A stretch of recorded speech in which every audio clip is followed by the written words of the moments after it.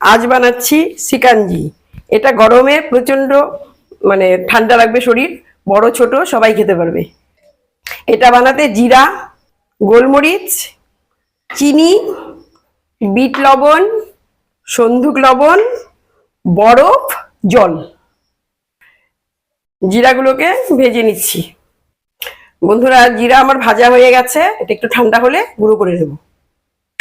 এখন গোলমরিচের গুঁড়োটা করে নিচ্ছি। বন্ধুরা, আমার গোলমরিচের গুঁড়া রেডি।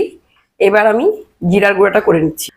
বন্ধুরা, আমার সব গুঁড়ো রেডি। জিরা, চিনি, গোলমরিচ,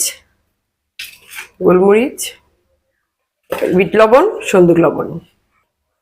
বন্ধুরা, আমি 2 গ্লাস বানাবো, তার জন্য পরিমাণ মতো নিয়ে নেব সবগুলো। চিনি নিলাম 1 চামচ, জিরে 1 চামচ, গোলমরিচ 1 চামচ। এখন আমি বিট লবণ দিয়ে দিলাম, সন্ধুক লবণ দিয়ে দিলাম, জিরার গুঁড়ো, গোলমরিচের গুঁড়ো, চিনি, বিট লবণ, সন্ধুক লবণ সবকটাকে একসাথে মিশিয়ে নিলাম। আমি 2 চামচ 2 গ্লাসে দিয়ে দিচ্ছি, 1 চামচ করে। এবার আমি ঠান্ডা জল দেব। এটাকে ঠান্ডা জল দিয়ে একটু ভালোভাবে গুলিয়ে নেব।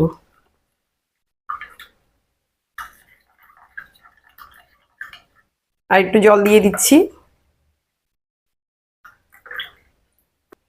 এখানে আমি কয়েকটা বরফের টুকরা দিয়ে দিলাম। এবার আমি লেবুর রস দিয়ে দেব। আমার কাছে কাগজি লেবু নেই, তাই কাগজি লেবু দিলে টেস্ট হবে। আপনারা কাগজি লেবু দিয়ে খাবেন।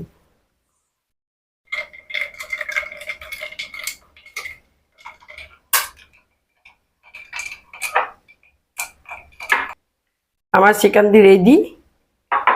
এটা কিন্তু খেতে দারুণ হয়েছে। ওহ, আপনারা খেয়ে দেখবেন। এখানেই শেষ করছি, ফিরে আসছি পরের ভিডিও নিয়ে।